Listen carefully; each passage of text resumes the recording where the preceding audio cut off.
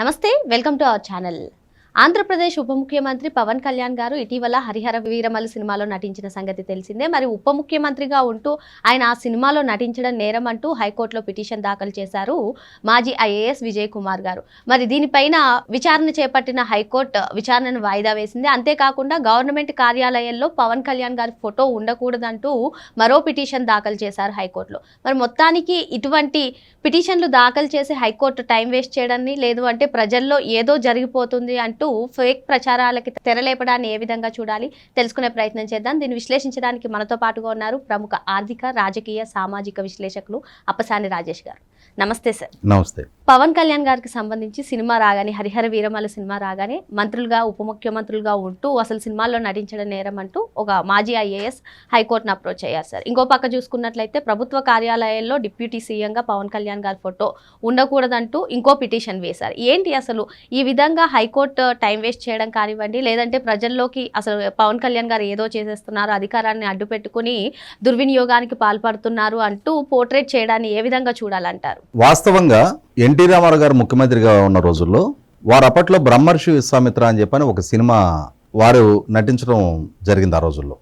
అటువంటి సందర్భంలోనే నాటి ప్రతిపక్ష పార్టీ కాంగ్రెస్ పార్టీ ముఖ్యమంత్రి హోదాలో ఉండి రామారావు గారు సినిమాలో నటించడం నేరం, వారు ముఖ్యమంత్రి విధులను పూర్తిగా నిర్వహించడానికి ఈ సినిమాల్లో నటించడం అనేది ప్రతిబంధకంగా మారుతుంది, ప్రజలు చేత ఎన్నిక కాపాడ్డ ముఖ్యమంత్రి ఈ విధమైన వేరే రకాల వ్యాపకాలు పెట్టుకోవటం అసంబద్ధం, ఆయన్ని నిరోధించండి, నియంత్రించండి అని చెప్పని గౌరవ హైకోర్టులో అప్పట్లో పబ్లిక్ ఇంట్రెస్ట్ లిటిగేషన్ ఫైల్ అయింది. చాలా వాడివేడి వాదనలు జరిగినాయి. జరిగిన తర్వాత ఆనాటి విస్తృత ధర్మాసనం యాజ్ లాంగ్ యాజ్ ఆయన విధులకు ఆటంకం కలగనంత వరకు, ఆయన ప్రాపర్గా టైం కోఆర్డినేట్ చేసుకోగలిగినప్పుడు ఆయన సినిమాల్లో నటించడం నేరం కాదు అని చెప్పని ఒక తీర్పు ఇవ్వడం జరిగింది. ఇక్కడ అంటే ఈ చర్చ లేవనెత్తడం ద్వారా ఆ రోజు అంటే చాలా ప్రశ్నలు లేవనెత్తడం జరిగింది. అంటే ముఖ్యమంత్రి హోదాలో ఉండి సినిమాల్లోనే నటించకూడదా? ఇవాళ కొందరు వ్యవసాయ మూలాల నుంచి వచ్చిన వాళ్ళు ఉంటారు, వారు ముఖ్యమంత్రిగా విధులు నిర్వహిస్తూ కూడా వాళ్ళ కుటుంబం నేతృత్వంలో జరుగుతున్న వ్యవసాయం గురించి పర్యవేక్షిస్తూ ఉంటారు. వాళ్ళకు కొన్ని వ్యాపారాలు ఉంటాయి, వాటిని పర్యవేక్షించే వాళ్ళు ఉంటారు, కొన్ని పరిశ్రమలు ఉంటాయి, వాటిని పర్యవేక్షించే వాళ్ళు ఉంటారు. ఉదాహరణకి డాక్టర్ కోడెల శివప్రసాద్ గారు, వారు ప్రముఖ సర్జన్, వారు మంత్రి హోదాలో ఉన్నప్పుడు కూడా వారి హస్తవాసి పట్ల నమ్మకంతో వారి చేతి మీదుగానే సర్జరీ చేయించుకోవాలని చెప్పని వెయిట్ చేస్తున్న ఆయన పేషెంట్లు, ఆయన మంత్రి హోదాలో నర్సరాపేట వచ్చిన సందర్భంలో తన హాస్పిటల్లో తన పేషెంట్కి ట్రీట్మెంట్ ఇచ్చేవారు, సర్జరీలు కూడా చేసేవారు. ఆయన వైద్యుడు, ఆయన చేత వైద్య సహాయం పొందాలి అని చెప్పని వేచి చూస్తున్న పేషెంట్లకి ఆ వైద్యాన్ని అందించడం తన విధి అని చెప్పని ఆయన భావిస్తూ ఉన్నారు. నువ్వు మంత్రి హోదాలో ఉన్నావు, నువ్వు వేరే వృత్తి చేయడానికి వీల్లేదు అని అంటే, మంత్రి అనేది ఒక వృత్తి కాదు, ఒక బాధ్యత. ఇక్కడ ఈ మంత్రి పదవికి ఇన్ని గంటల సమయం కేటాయించాలి, ముఖ్యమంత్రి పదవికి ఇన్ని గంటల సమయం కేటాయించాలి, ఇన్ని ఫైళ్లు పరిష్కరించాలి, ఇన్ని సమావేశాల్లో పాల్గొనాలి అని చెప్పనే ప్రిస్క్రైబ్డ్ ప్రోటోకాల్ ఏం లేదు. ఇవాళ కేసీఆర్ గారు ఉన్నారు, ఆయన ముఖ్యమంత్రి హోదాలో 5 సంవత్సరాలు ప్లస్ సుమారుగా 9.5 సంవత్సరాలు తెలంగాణని పరిపాలించారు. ఆయన ఈ 9.5 సంవత్సరాల కాలంలో ఎన్నిసార్లు ఆయన సచివాలయానికి వచ్చారు? ఆయన ఉన్న ప్రాంతానికి అధికారులు వెళ్ళారు తప్ప ఆయన సచివాలయానికి వచ్చి ఎన్ని ఫైళ్లు పరిష్కారం చేశారు? ఆయన ఎంత సమయం ఆయన సందర్శకులకు అందుబాటులో ఉన్నారు? ఆయన పార్టీ కార్యాలయానికి కేటాయించిన మాత్రం టైం కూడా సచివాలయానికి కేటాయించలా. అలా అని చెప్పి ఆయన ముఖ్యమంత్రి కాదని చెప్పని అనగలిగారా? అలాగే వాళ్ళ పవన్ కళ్యాణ్ గారి దగ్గరికి వచ్చేటప్పటికి ఆయన మంత్రిగా ఉప ముఖ్యమంత్రి హోదాలో ఉన్నారు కాబట్టి సినిమాలో నటించడానికి వీల్లేదు అని చెప్పని ఆల్రెడీ ఇటువంటి అంశంలో గౌరవ హైకోర్టు ఒక తీర్పు ఇచ్చింది. ఆ కేసు ఫైల్ చేసే వాళ్ళు చదువుకున్న వాళ్ళు, విఘ్నత కలిగిన వాళ్ళు, సమాజంలో పేరు ప్రఖ్యాతలు ఉన్నవాళ్ళు అయ్యి ఉన్నప్పుడు ఇవాళ ఒక పబ్లిక్ ఇంట్రెస్ట్ లిటిగేషన్ మనం ఫైల్ చేస్తున్నాము అంటే ఇటువంటి కేసులు ఏదైనా ఆల్రెడీ హైకోర్టులో గతంలో ఫైల్ అయ్యి ఉన్నాయా, వాటి మీద హైకోర్టు ఏ విధంగా స్పందించింది అనేది వెరిఫై చేసుకొని కేసు ఫైల్ చేయాలి.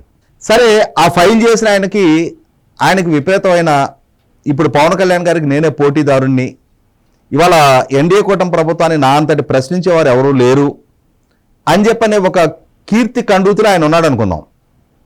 ఆయన ఎన్ని ప్రాపర్గా వెరిఫై చేసుకోకుండానే ఆయన ఫైల్ చేశాడు అనుకుందాం. ఫైల్ చేయించిన లాయర్కైనా అవగాహన ఉండాలి కదా.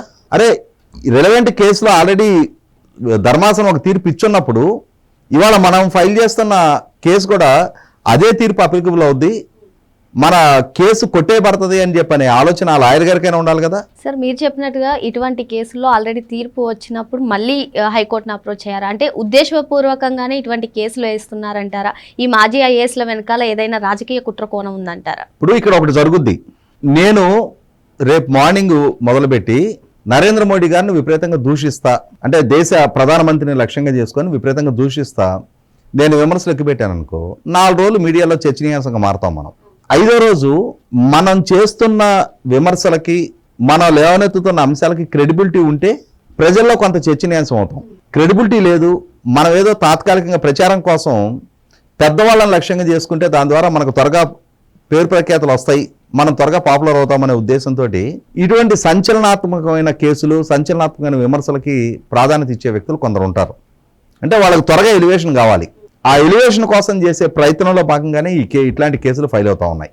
ఎందుకంటే నేను ఇందాకే ప్రస్తావించినట్టుగా as long as Pawan Kalyan గారు రాష్ట్ర మంత్రిగా, రాష్ట్ర ఉప ముఖ్యమంత్రిగా ఆయన విధులకి ఆయన హాజరవుతూ ఉన్నంత కాలం, ఆయన పదవికి ఆయన న్యాయం చేస్తున్నంత కాలం, ఆయన సినిమాల్లో నటించడం కారణంగా ఈ సమావేశాలు స్కిప్ అయిపోయాయి, ఈ ఫైళ్ళ మీద సంతకం పెట్టలేకపోయారు. దీని కారణంగా ఇవాళ రాష్ట్రానికి, ఆయన విభాగానికి ఈ విధంగా నష్టం చేకూరింది అని చెప్పిన స్పష్టమైన ఆధారాలు గనక కోర్టుకి సబ్మిట్ చేయగలిగితే అప్పుడు సంజయ్ ఇచ్చుకోవాల్సిన బాధ్యత పవన్ కళ్యాణ్ గారి మీద ఉంటుంది. ఎందుకంటే రాజ్యాంగం మీద ప్రమాణ స్వీకారం చేసి పదవిలోకి వచ్చి మీరు ఆ పదవికి న్యాయం చేయకుండా మీరు పదవిని ఎలా నిర్లక్ష్యం చేస్తారు? ప్రజలు ఒక నమ్మకంతో, మీ పట్ల గౌరవంతో ఆదరణ చూపించి మిమ్మల్ని ఎన్నికల్లో ఎన్నుకున్న తర్వాత మీరు మేము సమర్థంగా పరిపాలన చేస్తామని చెప్పని ప్రజలకు నమ్మకం కలిగించి అధికారంలోకి వచ్చి ఇవాళ మీ విధులకు మీరు దూరంగా ఎలా మీ వ్యక్తిగత వ్యాపకాల్లో మునిగిపోతారని చెప్పని న్యాయస్థానం కూడా ప్రశ్నిస్తుంది. ఆ విధమైన సాక్ష్యాధారాలు ఏం లేవు. అలాగే ఆయన సినిమా ప్రమోషన్ కోసమో లేదు తన సినిమాకి టికెట్ల ధర పెంచుకోవడానికో తన అధికారాన్ని దుర్వినియోగం చేశారనే సాక్ష్యాధారాలు న్యాయస్థానం దృష్టికి తీసుకురాలా. కేవలం సినిమాలో నటించడం నేరం. నేను ఇందా చెప్పింది అదే. అంటే సినిమా నటుడు కాబట్టి, ఆయన ఒక పాపులర్ హీరో కాబట్టి ఆయన సినిమాలను లక్ష్యంగా చేసుకుంటే చాలా త్వరగా మనకి కూడా పాపులారిటీ వస్తుందనే ఉద్దేశంతో ఒక సాఫ్ట్ టార్గెట్గా ఆయన ఎంపిక చేసుకున్నారు తప్ప ఇవాళ నేను ఇందాక ప్రస్తావించినట్టుగానే కేసీఆర్ గారి గురించి ప్రస్తావించమనండి. ఆయన అసలు ఎన్ని రోజులు సమావేశాలకు వచ్చారు? జగన్మోహన్ రెడ్డి గారు ఎన్నిసార్లు సచివాలయానికి వచ్చాడు? అసలు సచివాలయంలో ముఖ్యమంత్రి ఛాంబర్లో జగన్మోహన్ రెడ్డి గారు స్పెండ్ చేసిన టైం ఎంత? 5 సంవత్సరాల టెన్యూర్లో ఆయన ఇంట్లోనే సచివాలయం సెటిల్ వేసుకున్నాడు, ఆయన ఇంట్లోనే సమావేశాలు జరుపుకున్నాడు, అధికారులు ఆయన ఇంటికి వెళ్ళే ఫైల్ మీద సంతకాలు పెట్టించుకున్నారు, రివ్యూ మీటింగ్లు కూడా ఆయన ఇంట్లోనే పెట్టుకున్నాడు. నువ్వు సచివాలయానికి ఎందుకు రావట్లేదు? ముఖ్యమంత్రిగా నీ ఛాంబర్లో నువ్వు ప్రజలకు ఎందుకు అందుబాటులో ఉండటం లేదు? నిన్ను కలవటానికి వచ్చిన సందర్శకులకు నువ్వు ఎందుకు యాక్సెస్ ఇవ్వట్లేదు అని చెప్పని కనుక ఇదే సోకాల్డ్ ఐఏఎస్ ఆ రోజు జగన్మోహన్ రెడ్డి గారిని కూడా ప్రశ్నించి ఉన్నట్టయితే ఈయనకి సోషల్ కాన్షియస్నెస్ ఉంది, సమాజం పట్ల బాధ్యత వ్యవహరిస్తున్నాడని చెప్పని అనుకోవచ్చు. జగన్మోహన్ రెడ్డి గారిని ప్రశ్నించరు. కానీ ఇవాళ జగన్మోహన్ రెడ్డి గారి ప్రత్యర్థుల దగ్గరకు వచ్చేటప్పటికే వీళ్ళకి ఎక్కడ లేని సామాజిక బాధ్యత గుర్తుకొస్తుంది. ఆ బాధ్యతలో కూడా హేతుబద్ధత ఉండాలి. ఇవాళ ఒక రాజకీయ పార్టీ అధ్యక్షుడిగా, అదే సందర్భంలో రాష్ట్ర మంత్రిగా పవన్ కళ్యాణ్ గారు డ్యూయల్ రోల్. రాజకీయ పార్టీ నిర్వహణ కోసం ఆయనకి డబ్బులు కావాలా, ఆయన లైవ్లీహుడ్ కోసం డబ్బులు కావాలి, ఆయనకి పిల్లలు ఉన్నారు, సంసారం ఉంది. మరి తనను తాను పోషించుకోవటానికి తన ఫ్రీ టైంలో తన వృత్తిని తను నిర్వహించుకుంటే వచ్చే నష్టం ఏంటి? ఇవాళ మంత్రులుగా పనిచేస్తున్న వాళ్ళు వారికి సంబంధించిన ఏ విధమైన వ్యాపార కార్యకలాపాలు వృత్తిలో నిర్వహించుకోకూడదని చెప్పని ఎక్కడైనా ఆక్షేపణ ఉందా? ఆక్షేపణ ఉంది. ఎక్కడుంది? వాళ్ళ వ్యాపారాలు ఆయన నిర్వహిస్తున్న ప్రభుత్వంతోటో ఆ విభాగంతో చేయకూడదు. అంటే అధికార దుర్వినియోగం ద్వారా భయము, పక్షపాతము, రాగద్వేషాలకు అతీతంగా పరిపాలన చేస్తామని రాజ్యాంగం మీద ప్రమాణ స్వీకారం చేస్తారు. అలా ప్రమాణ స్వీకారం చేసి తన అధికారాన్ని తన సొంత ప్రయోజనాల కోసం వెచ్చించకూడదు.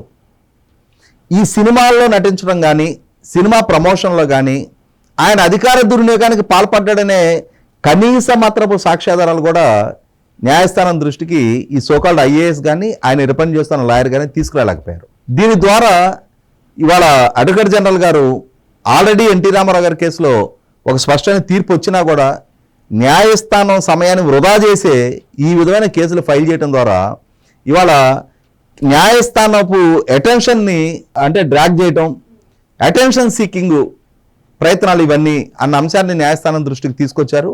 అప్పుడు నాలుగు ఖర్చుకున్న ఆ లాయర్ గారు కూడా మాకు ఎన్టీ రామారావు గారి కేసు గురించి స్టడీ చేసి మేము మళ్ళీ మా అఫిడవిట్ ఫైల్ చేయడానికి మాకు కొంత టైం ఏంటి అంటే, గతంలో ఒక కేసు జరిగింది దాని మీద తీర్పు వచ్చిందన్న అవగాహన కూడా లేని న్యాయవాదులు 100% న్యాయస్థాన కాలాన్ని దుర్వినియోగం చేస్తున్న ఇటువంటి కేసుల విషయంలో తమ ప్రచార ఆర్భాటపు కోసం, ప్రచార కండూతి కోసం, తమకి చాలా షార్ట్ స్పాన్లో చాలా వేగంగా పాపులారిటీ రప్పించుకోవడం కోసం న్యాయస్థానాలను వేదికగా మార్చుకోవాలనుకుంటున్న ఇటువంటి వ్యక్తులు, శక్తుల విషయంలో న్యాయస్థానం కఠినంగా వ్యవహరించాలి.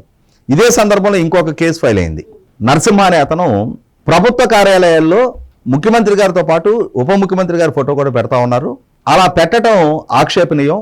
ఉప ముఖ్యమంత్రి గారి ఫోటో పెట్టడానికి కావాల్సిన ప్రొసీడింగ్స్ లేనప్పుడు ఎలా ఆయన ఫోటో పెడతారు అని చెప్పని ఇవాళ ఒక పబ్లిక్ ఇంట్రెస్ట్ లిటిగేషన్ ఫైల్ చేశారు. ముఖ్యమంత్రి ఉప ముఖ్యమంత్రి గారి ఫోటోలు ప్రదర్శించాలి అని చెప్పని ప్రభుత్వం ఒక పాలసీ డెసిషన్ తీసుకుంది అనుకుందాం. లేదు, మర్యాదపూర్వకంగా ముఖ్యమంత్రి గారితో పాటు ఉప ముఖ్యమంత్రి గారి ఫోటో కూడా పెడుతున్నారే అనుకుందాం. దానివల్ల సమాజానికి వచ్చే నష్టం ఏంటి? ప్రజలకు వచ్చే ఆక్షేపణ ఏంటి? ఆ ప్రజల మద్దతుతోటే కదా, ప్రజలు వేసిన ఓటు ద్వారానే కదా వాళ్ళిద్దరు అధికారంలోకి వచ్చింది. మెజారిటీ రూల్స్, వాళ్ళకి మెజారిటీ ఉంది, వాళ్ళు పరిపాలిస్తూ ఉన్నారు. ఆ మెజారిటీ ఇచ్చింది ప్రజలు. మెజారిటీ ప్రజల ఆమోదంతో ప్రజాస్వామ్యబద్ధంగా ఎన్నికల వ్యవస్థలో దక్కించుకున్న అధికారం. ఆ ప్రజా మద్దతుతో వాళ్ళ అధికారంలో ఉన్నన్నాళ్ళు, ప్రభుత్వాధినేతలుగా వాళ్ళు కొనసాగుతూ ఉన్నంత కాలం వాళ్ళ ఫోటోలే డిస్ప్లే అవుతాయి. సార్, ఇక్కడ ఇంకో అంశం సార్, ఇప్పుడు ప్రభుత్వ కార్యాలయాల్లోనే ఉప ముఖ్యమంత్రి గారి ఫోటో ఉండొద్దు అంటున్నారు. మరి గడిచిన 5 ఏళ్ళు కూడా సర్వే రాళ్లపైన, పాస్బుక్లపైన సీఎం ఫోటో, ఇది ఎంతవరకు కరెక్ట్? అప్పుడెందుకని ఎవరు స్పందించలేరు? ఆఖరికి అంగన్వాడీ పిల్లలకి ఇచ్చే కోడిగుడ్ల మీద, స్కూల్ పిల్లలకు పంచే టెక్స్ట్ బుక్ల మీద, ఆఖరికి శాశ్వతంగా ఉండే సర్వే రికార్డ్స్ మీద కూడా జగన్మోహన్ రెడ్డి గారి ఫోటో పబ్లిష్ చేశారు. ఆ రోజు ఈ సోకాల్డ్ పబ్లిక్ ఇంట్రెస్ట్ లిటిగేషన్లో ఫైల్ చేసే ఈ వ్యక్తులు ఎవరికి కూడా అది ఆక్షేపణ అనిపించదు. ఇవాళ పవన్ కళ్యాణ్ గారినో, చంద్రబాబు నాయుడు గారినో, లోకేష్ గారినో చూడగానే ఎక్కడ లేని రూల్స్, ప్రొసీడింగ్స్ అన్ని వీళ్ళకి గుర్తుకొస్తాయి. కాబట్టి ఇటువంటి అవగాహన రాహిత్యపు కేసులు ఫైల్ చేస్తున్న నేపథ్యంలోనే ఈరోజు గౌరవ రాష్ట్ర హైకోర్టు ఆ కేసును డిస్మిస్ చేయడం జరిగింది. ఈ తాత్కాలిక ఈ ప్రచారార్భాటం కోసం ఇటువంటి కేసులు ఫైల్ చేసి న్యాయస్థానం విలువైన సమయాన్ని వృధా చేయొద్దు అని చెప్పని హెచ్చరిస్తూ ఆ పిటిషన్ కొట్టేయడం జరిగింది. కాబట్టి 100% ఇవాళ రాజకీయ ఎజెండాలో భాగంగా పవన్ కళ్యాణ్ గారిని టార్గెట్ చేయడం ద్వారా ఆ టార్గెట్ చేసుకున్న వ్యక్తులకు చాలా త్వరగా పాపులారిటీ వస్తుందనే ఒక సంకుచిత ఆలోచనతో ఇవాళ ప్రతి అంశాన్ని వివాదాస్పదం చేసే ప్రయత్నం చేస్తున్నారు. హైకోర్టుకున్న విలువైన సమయాన్ని కూడా వృధా చేసే ప్రయత్నం చేస్తూ ఉన్నారు. హైకోర్టు వైపు నుంచి కూడా ఇటువంటి ఈ వృధా ప్రయత్నాలు చేసే వ్యక్తులు న్యాయబద్ధమైన అంశం గురించి న్యాయస్థానం దృష్టికి తీసుకొచ్చి న్యాయాన్ని అర్థించటం వేరు, కానీ అసందర్భ ప్రస్తావనలతోటి ఉన్నత న్యాయస్థానం విలువైన సమయాన్ని వృధా చేస్తూ ఆ సమయంలో విచారణ జరగాల్సిన ఇంకొక కేసు సమయాన్ని వీళ్ళు హరిస్తూ ఉన్నప్పుడు అటువంటి కేసులు ఫైల్ చేసిన వాళ్ళకి భారీ భారీ జరిమానాలు, లేదు అటువంటి వాళ్ళకి తగిన శిక్షలు విధిస్తే అప్పుడు కొంత ఇటువంటి ప్రయత్నాలు చేయాలనుకునే వాళ్ళు, తమ రాజకీయ ప్రయోజనాల కోసం న్యాయస్థానాలను వేదికగా మార్చుకోవాలనుకునే వాళ్ళని కట్టడి చేయడానికి వీలవుతుంది. రాజకీయ ప్రయోజనాల కోసం న్యాయ వ్యవస్థలను వేదికగా చేసుకోవడం, మరి న్యాయ వ్యవస్థలను టైం వేస్ట్ చేయడంపై కోర్టులు కఠిన చర్యలు తీసుకోవాలని చెప్పి సార్ చెప్తున్నారు. మరో అంశంతో మళ్ళీ కలుద్దాం. Thank you sir.